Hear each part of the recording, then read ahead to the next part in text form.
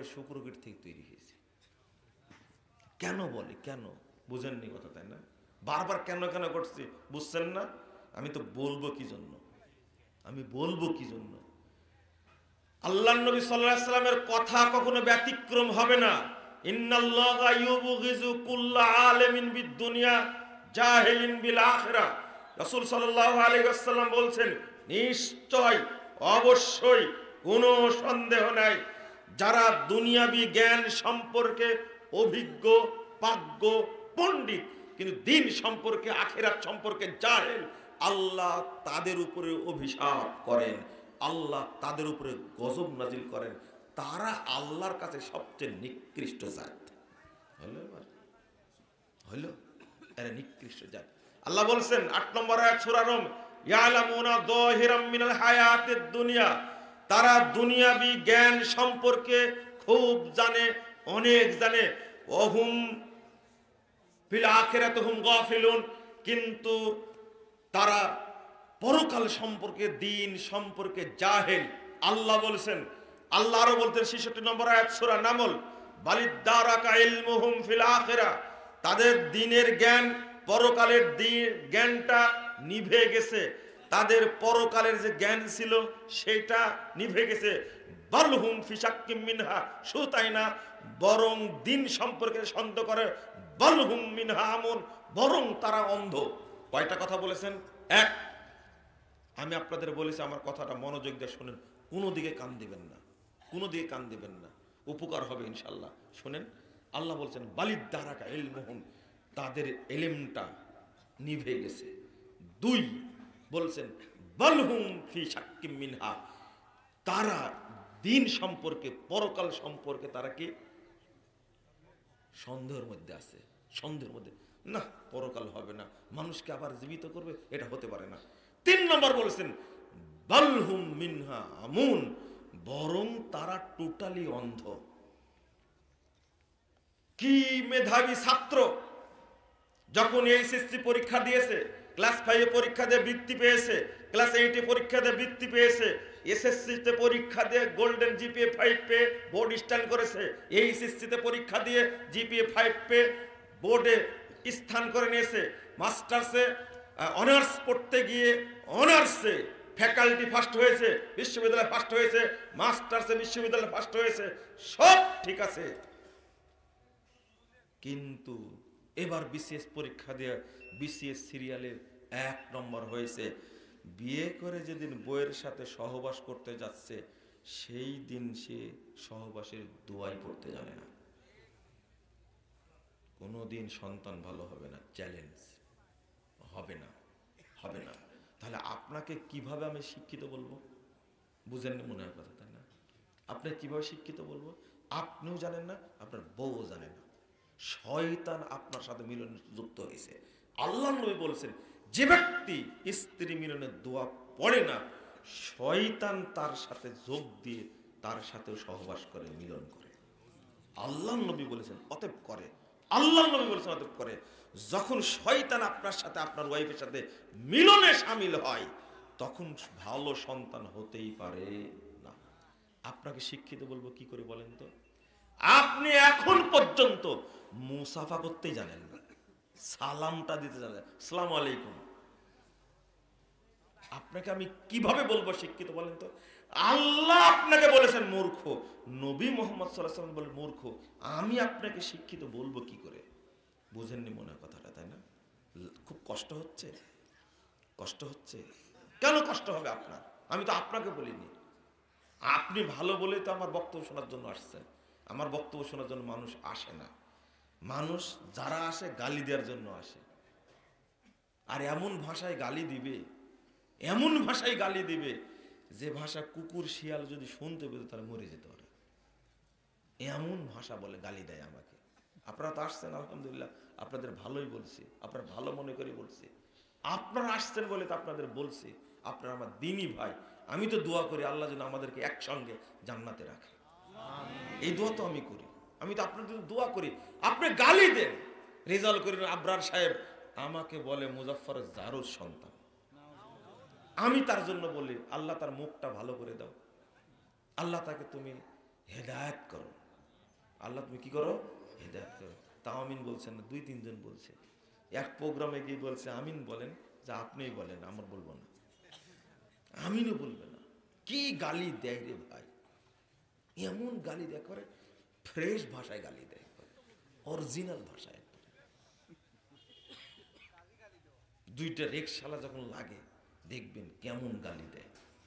এই ইংরেজি ভাষা গালি দেবে, আপনি বুঝতেই পারবেন না। তো তাও আমি রাগ করি না, আমি আল্লাহকে বলি আল্লাহ এদেরকে হেদায়েত দান করো। যেমন লুৎফর ফরাজি যে ভাষায় গালি দেয়, সি সি সি সি, লুৎফর ফরাজি। আমি বক্তব্য দেব কিভাবে? আপনারা যে রাগ করেন, একজন ব্যক্তি রিটায়ার্ড পারসন, বিসিএস ক্যাডার আমার কাছে এসে কাঁপতে কাঁপতে জিজ্ঞেস করছে, আচ্ছা মুজফ্ফর সাহেব, বেতের সালাত নাকি 1 রাকাতও পড়া যায়? আমি তাকে শিক্ষিত বলবো কি করে বলেন তো দেখি? এত জানে, সব জানে। আল্লাহ বলছেন ইয়ালামুনা যাহিরাম মিনাল হায়াতিদ দুনিয়া, দুনিয়াবি জীবন সম্পর্কে সব জানে, কিন্তু ওর মধ্যে দ্বীনের জ্ঞান নাই। মসজিদে ঢুকতে জানেন না আপনি, আপনাকে কিভাবে শিক্ষিত বলবো? আপনি শিক্ষিত হয়েছেন, এরপরে তবলিগে গেছেন, তবলিগের ফাজাইল আমল পড়ে পড়ে পড়ে মাথাটা নষ্ট করেছেন। আপনাকে যখন বললাম যে একজন তবলিগের লোক বইয়ে লিখেছে যে মক্কায় গিয়ে সালাত পড়লে নেকি হবে, কাবায় সালাত পড়লে নেকি হবে 1,00,000 গুণ বেশি, আর টঙ্গীর মাঠে গিয়ে নামাজ পড়লে নেকি হবে 1,000,000 গুণ বেশি। তখন আপনি আমাকে বললেন, প্রফেসর সাহেব বললেন যে আল্লাহ তো দিলে দিতেও পারে। আপনাকে আমি কিভাবে শিক্ষিত বলবো বলেন তো? আপনাকে জাহেল বলতেই হবে, আপনাকে মূর্খ বলাই লাগবে। আমি যদি আপনাকে মূর্খ না বলি তাহলে আমার ঈমান থাকবে না। কারণ কাবা ঘরের উপরে একটা অপবিত্র জায়গাকে আপনি প্রাধান্য দিয়েছেন। বুঝেননি কথা? কষ্ট হয়? হয় হয়, একটু কষ্ট হয়। কেন প্রাধান্য দিলেন আপনি? কাবাকে চিনেন আপনি, ওই যোগ্যতা আপনার হয়েছে। কাবাকে চিনেন না, এটাই আপনার অযোগ্যতা, এটাই আপনার মূর্খতা, এটাই আপনার জাহেলিয়াত। আপনি কি বলেন? আপনাকে জাহেল বলে মানে 100 বার বলবো জাহেল আপনাকে, বলবো অবশ্যই। কিসের প্রফেসরশিপ আপনার? জান ধুয়ে রেখে আসেন ওখানে। ইসলামের কাছে আপনার 5 পয়সা দাম নাই। হতে পারে আপনার 14,000 ডিগ্রি আছে, তাতে আল্লাহর যায় আসে না। কিসের ডিগ্রি নিয়েছেন আপনি? খেতা সেলাই করার ডিগ্রি নিয়েছেন, আমার দরকার নাই সেটা। আপনি বিসমিল্লাহ বলা শিখেননি এখন পর্যন্ত। নামাজ পড়বেন, হুজুর লিখে রাখছে যেটা অজুর দোয়া, আপনি পড়ছেন, শিক্ষিত মানুষ পড়ছে, কোনোদিন তদন্ত করতে জানেন না আপনি। আপনি কিসের শিক্ষিত মানুষ? কিসের শিক্ষিত মানুষ? বললেই খেপে যান মানে আপনি তদন্ত করতে জানেন না একটু? মুজাফফর তো বলল যে বিসমিল্লাহিল আলিউল আযীম আল ইসলামু হাক্কুন আল কুফরু বাতিল আল ঈমানু নূরুন আল কুফরু যুলমাতুন। এই দোয়া নাকি জাল দোয়া।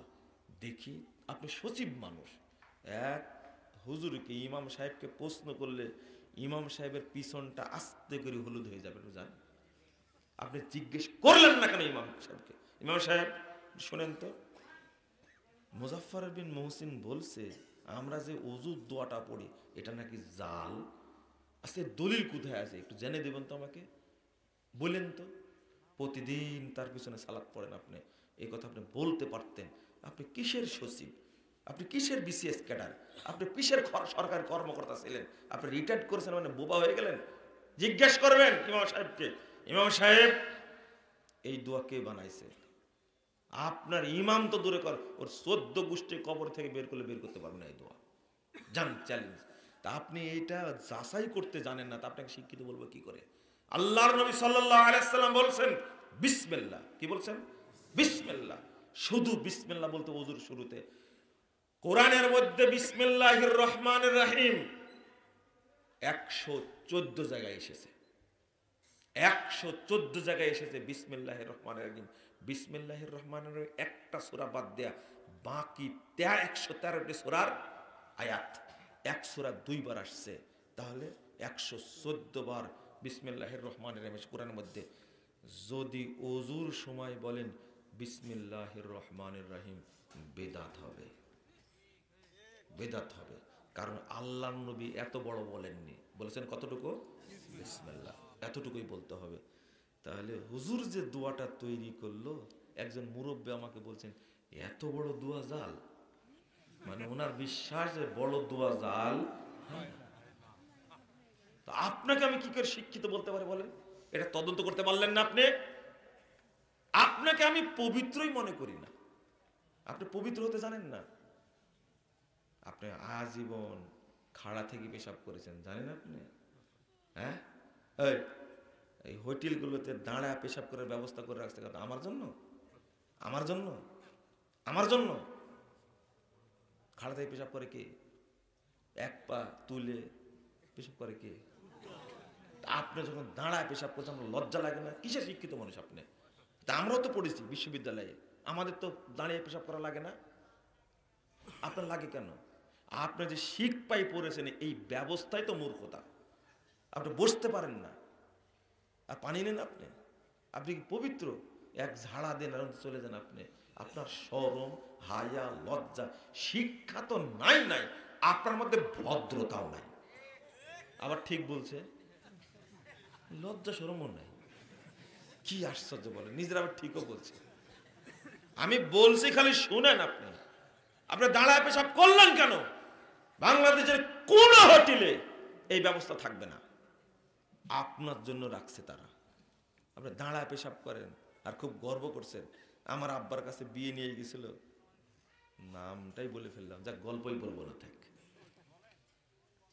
আল্লাহ যেন আমাদের উপর রহম করে। আপনি বুঝতে শিখেন, দয়া করে আপনি বুঝতে শিখেন, আপনি বুঝতে শিখেন। আপনি বুঝতে শিখেননি, আমি আপনাকে বুঝাচ্ছি এইভাবে। আপনার বয়স 80 বছর, মসজিদে যখন উঠেন তখন বলেন আল্লাহুম্মা ইফতাহ লি আবওয়াবা রাহমাতিক। 80 বছর যাবত এই বাক্যটার অর্থ জানেন না, এক নেকিও হয়নি আপনার, এক নেকিও হয়নি। আপনি বলছেন আল্লাহুম্মা রাব্বা হাযিহি দাওয়াতি তাম্মা ওয়াস সালাতিল কায়িমা আতি মুহাম্মাদাল ওয়াসিলাতা ওয়াল ফাদিলা ওয়া বাসহু মাকাম মাহমুদাল্লাযী ওয়াত্তা। এই দোয়া পড়ছেন আপনি 80 বছর যাবত, অর্থ বুঝে